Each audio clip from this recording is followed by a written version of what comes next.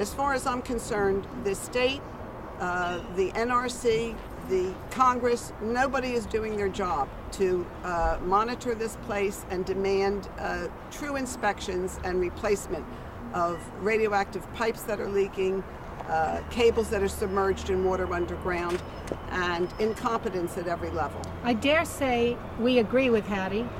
And of course, today is the day that we were supposed to be in court, and they dropped the charges. And so here we are to have our say today in the court of public opinion. It is so dangerous. And I want to write, going all the way across the driveway like we did before, really nice big letters, danger. But the other option was for people to have a chain, and Ellen bought all this equipment, with a padlock around their middle, and then have a tail on the chain long enough to, again, with a second padlock yourself to the fence. They have their toys. Is everybody chained accordingly?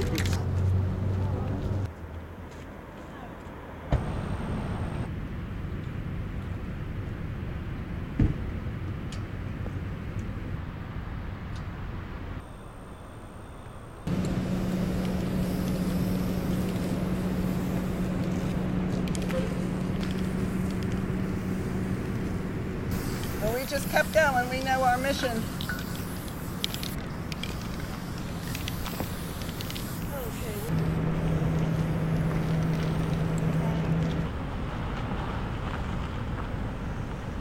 It is irresponsible of Entergy to spend millions of dollars on TV, radio, and newspaper ads that claim Vermont Yankee's nuclear energy is clean, green, and safe. Money that should go into the insufficient decommissioning fund. It is irresponsible of Entergy to claim that nuclear energy is clean, while at the same time expecting those who live near a decommissioned plant site to wait decades for the cleanup, and it is irresponsible of Entergy to claim that nuclear energy is green, a low-carbon emitter, while leaving out the emission of carbon that occurs during exploration, mining, transportation, processing, enrichment of uranium, and cleanup and transportation of nuclear waste away from a plant site. It is irresponsible of Entergy to claim that nuclear energy is safe. Such a claim leaves out the history of Chernobyl, 3 Mile Island, and the hundreds of incidents at nuclear plants that have not been reported. We are here because we feel a special responsibility to speak truth to power for the sake of our loved ones, for our friends, for our communities. We're just asking you to leave because it's trespassing. I'm Deborah Rigger. I'm from Central Vermont. I live in Corinth, Vermont, and I'm here doing support for the Shut It Down Affinity Group. We just had 7 women arrested at the front gate. 3 of them were chaining themselves to the gate, and the other 4 were spray painting warning signs on the driveway.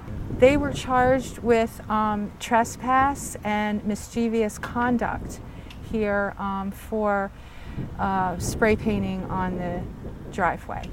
It's hard to believe on this beautiful fall day.